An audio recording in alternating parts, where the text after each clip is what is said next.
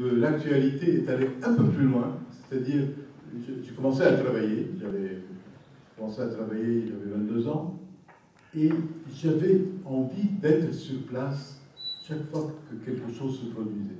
Par exemple, j'étais, comme toute ma génération, passionné par la guerre du Vietnam. Je lisais beaucoup de choses sur la guerre, et un jour, je me suis dit, la guerre du Vietnam arrive à un tournant extrêmement important, j'ai envie d'aller voir sur place. Et puis je suis allé à Saigon, je me suis installé, bien décidé à rester jusqu'à la chute de la ville et voir. Et c'était une expérience fascinante de se trouver dans un pays qui est en train de disparaître. Parce que le Sud-Vietnam, qui était à l'époque une république que les Américains avaient promis de défendre, qu'ils ont essayé de défendre, mais à un moment donné, ils se sont lassés. Le pays était en train de disparaître, je le voyais jour après jour. Un jour, je vais vous payer avec la monnaie locale, qui était la piastre, on me dit qu'elle n'avait plus cours. À l'époque, ce n'était pas très répandu, mais j'avais pris avec moi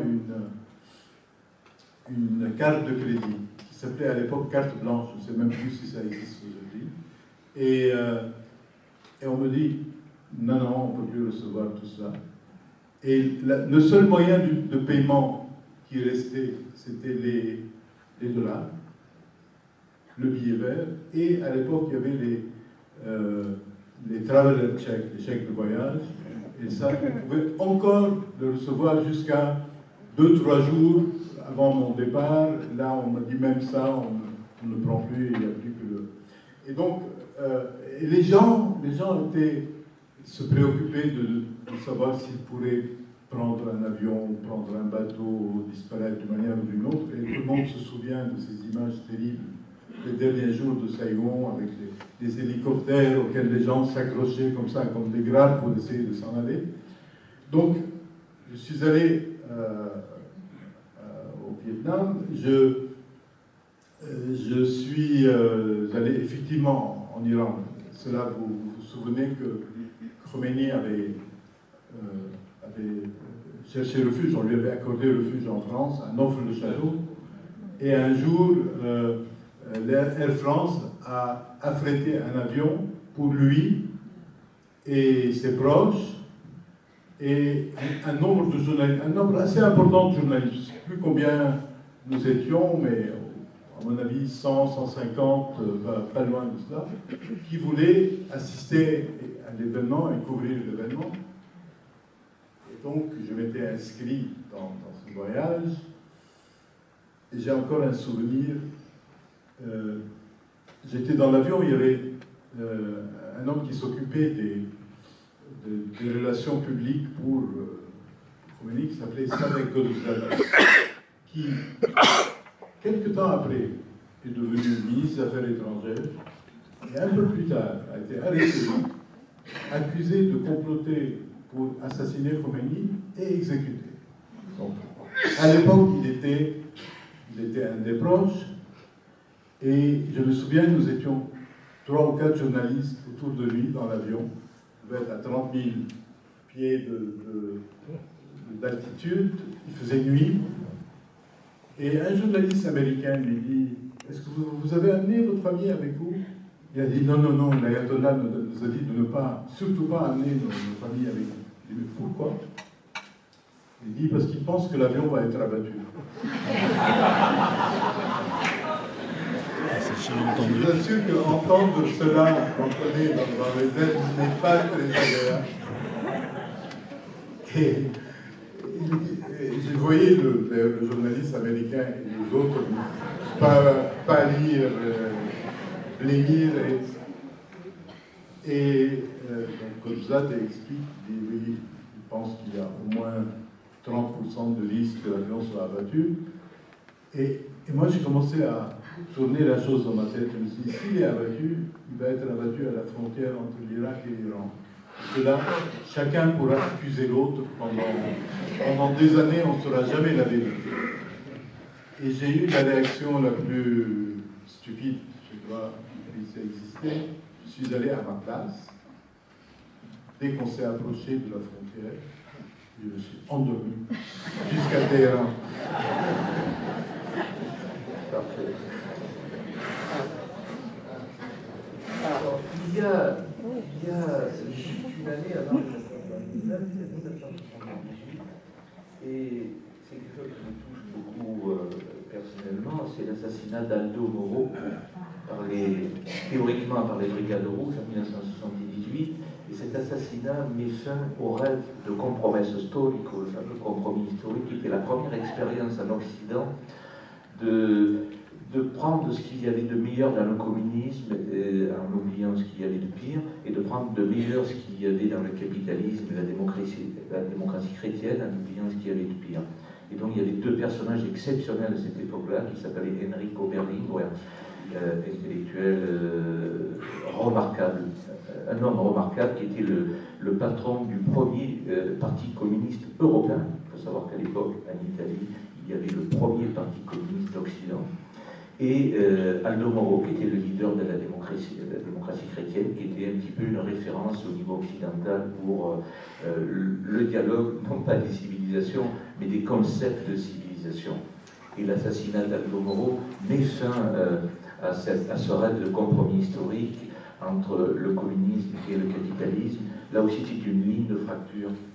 Toujours la même époque. Je crois que le corps d'Aldo Moro a été découvert autour d'avril-mai 1978. Il avait été enlevé quelques semaines plus tôt. Et c'est vrai que c'était un moment extraordinaire. Il y a toujours eu, chez une petite minorité, le rêve que, au lieu d'avoir cet affrontement entre les deux blocs, on allait avoir le bloc communiste qui allait évoluer vers plus de liberté, le bloc capitaliste qui allait évoluer vers plus de justice sociale, et un jour, ils allaient se fusionner d'une manière ou d'une autre. Beaucoup de gens l'avaient, même Théâtre de Chardin en rêvait aussi, et c'était un rêve généreux et compréhensible à l'époque. Et à un moment donné en Italie, il y a eu deux personnages, comme dit Salvatore, il y a deux personnages exceptionnels. Berlinguer, qui s'est retrouvé à la tête du Parti communiste italien, fils de la petite noblesse sarde, un profil complètement différent du profil habituel du chef d'un parti communiste. Il avait du prestige bien au-delà de son propre parti. Et Aldo Moro qui avait envie de faire ce compromis entre la démocratie chrétienne et qui croyait et qui portait ce rêve d'un compromis. Et la mort d'Aldo Moro a mis un point final à ce rêve qui, probablement, aujourd'hui, avec le recul, on se dit qu'il était de toute façon utopique et que même si ça avait réussi en Italie, ça ne se serait probablement pas répandu ailleurs. Mais il y avait ce rêve, et ce rêve est mort. Et il faut dire qu'à l'époque, on n'a jamais su complètement qui l'a fait. Et c'est vrai que ni les Américains ni les Soviétiques n'étaient enchantés par ce rêve. Pour les Américains, l'idée de légitimer les partis communistes dans le monde et de les introduire dans la vie démocratique, c'était pas du tout leur projet, c'était pas leur vision du monde. Et les Soviétiques étaient dans une toute autre vision des choses. J'en parle un peu dans ce livre. L'Union soviétique était à l'époque dans une situation très paradoxale. Elle était à la fois en train de perdre son prestige, et en même temps, elle était engagée d'une manière agressive dans une opération d'expansion à travers le monde. Ils avaient été dopés, en quelque sorte, par leur victoire au Vietnam. Après le Vietnam, il y a eu une sorte de déferlement. Le Cambodge est tombé, le Laos est tombé, puis en Afrique, aujourd'hui on a oublié cela, mais d'abord toutes anciennes colonies portugaises se disaient marxistes-léninistes, l'Éthiopie était marxiste-léniniste, la Somalie était marxiste-léniniste, le Sud-Yémen, de l'autre côté du Golfe, disait la même chose, le Congo, et donc les soviétiques à l'époque avaient le sentiment d'une expansion possible dans toutes les directions, et souvenez-vous à l'époque les Américains qui venaient d'avoir la défaite au Vietnam, qui venaient de traverser la crise de Watergate, on avait l'impression qu'ils étaient à terre. Et quand en Angola arrivent les troupes cubaines pour aider le gouvernement marxiste d'Angola, les Américains ne réagissent pas. Alors, les Soviétiques se disent, on peut tout faire aujourd'hui. Et généralement, quand on se dit ça, on est sur la mauvaise pente. Parce que, voulant tout faire, ils ont essayé de prendre l'Afghanistan. Et là, les Américains les attendaient pour faire ce que Brzezinski a appelé un Vietnam à l'envers. Vous êtes au pouvoir, et nous sommes derrière les guérillas, et c'est nous qui avons le gros rôle. Et ils ont eu le gros rôle, et en 10 ans, l'Union soviétique s'était désintégrée. Je crois que le moment est venu de lire un nouveau passage.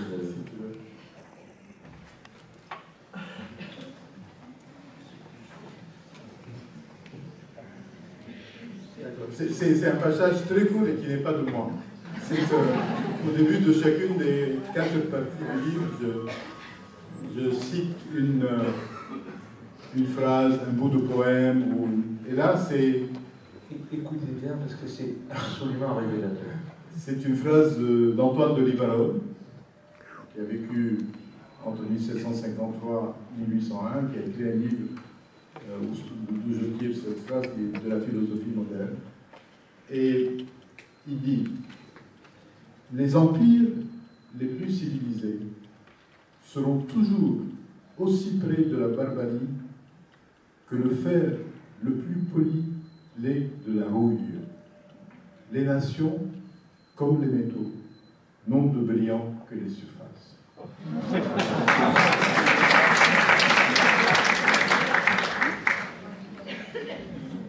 On a parlé de beaucoup de choses. On n'a pas parlé du Liban finalement. De la même manière que Amin Maalouf nous parle de lui, mais comme un prétexte pour parler de nous, de nos questions, de nos angoisses, de nos rêves aussi, de nos rêves déçus plus souvent. Il nous parle de son pays, mais pour parler de tous les pays du monde. Et le Liban apparaît non pas en filigrane, mais comme une métaphore du reste du monde dans cet ouvrage, qui pour moi restera un ouvrage important dans ta carrière, je te le dis. Et c'est mon sentiment. Et c'est tout sauf un livre prétexte. C'est un livre refondateur qui redonne espoir, qui redonne un rôle majeur aux intellectuels, aux écrivains, ce qu'ils auraient toujours normalement.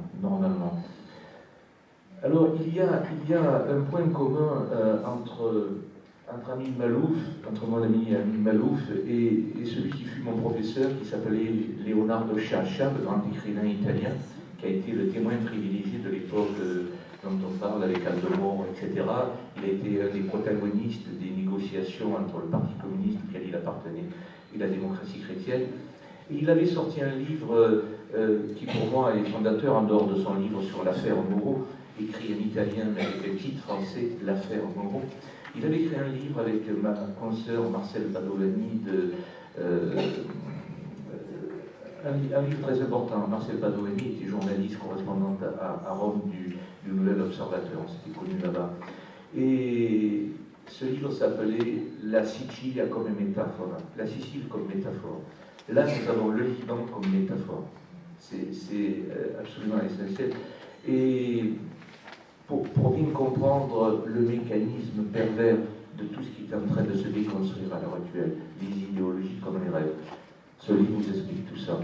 Je voudrais que tu nous parles justement de ce rapport métaphorique entre ton pays d'origine, après tout la France et le monde sont aussi ses pays, c'est sa force, et le reste du monde. D'abord, évoqué Léonard de Chacha. Il y a un livre merveilleux, un recueil de nouvelles publié chez Gallimard, qui s'appelle La mer couleur de vin, où il y a une histoire extraordinaire. Si vous avez l'occasion de la lire, c'est l'histoire de Sainte Philomène.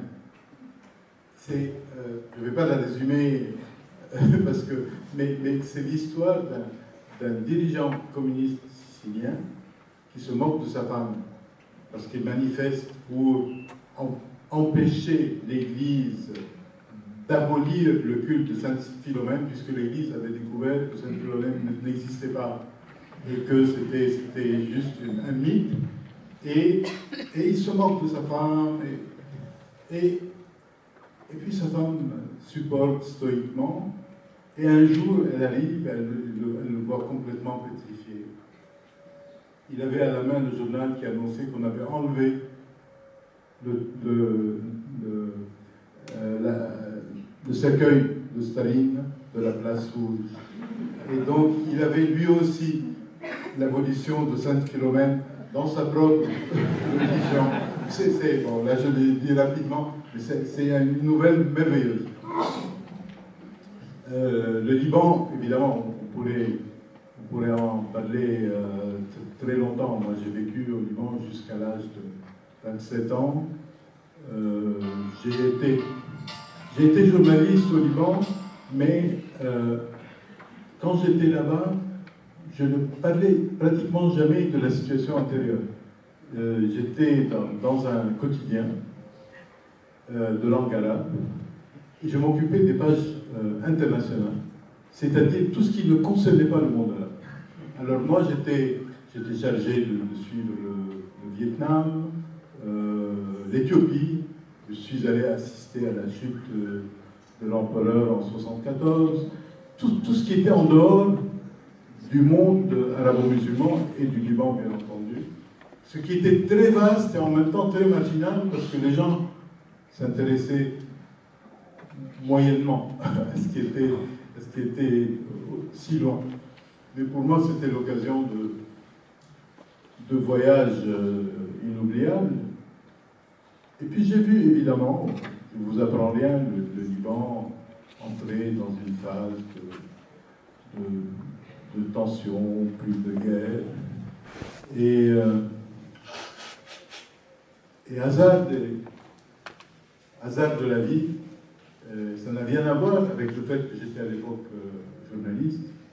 Un jour, je rentrais justement de ce voyage au Vietnam, c'était le 13 avril 1975. Nous avions loué, André et moi, un appartement 4 ans plus tôt dans une banlieue de Beyrouth, qui s'appelait Ain Romani. Et il y a un autobus qui passe.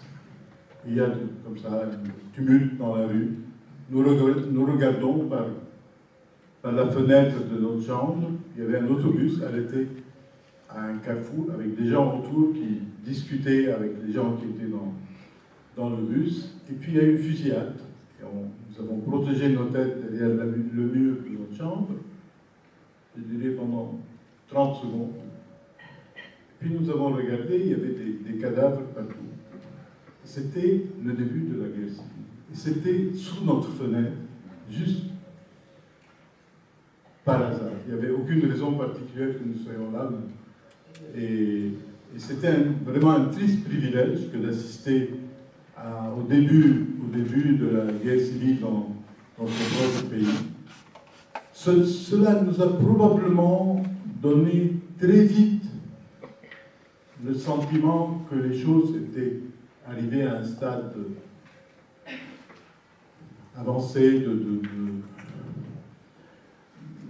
ne dirais pas irréversible, mais en tout cas de détérioration avancée. Et cela nous a encouragés à prendre assez vite la décision d'emmener nos enfants. Nous avons 3 garçons, et j'imaginais déjà dans la guerre que je savais qu'elle allait être longue et dure et vicieuse. Je n'avais aucune envie que nos enfants grandissent dans un pays en guerre, qu'à 14 ans, ils se retrouvent avec des armes à la main, qu'ils tuent quelqu'un ou qu'ils se fassent tuer eux-mêmes. Et donc, nous avons assez vite pris la décision de partir.